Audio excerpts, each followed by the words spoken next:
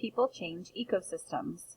People change the physical characteristics of environments when they construct buildings and roads. These changes affect the populations of living things in the ecosystem.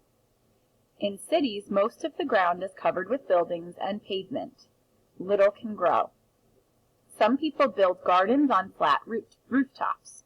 The plants give off oxygen and help clean the air. They help keep the buildings below them cooler. The plants and soil on the rooftop gardens capture rainwater that would otherwise wash away. These gardens can also provide people with fresh fruit and vegetables.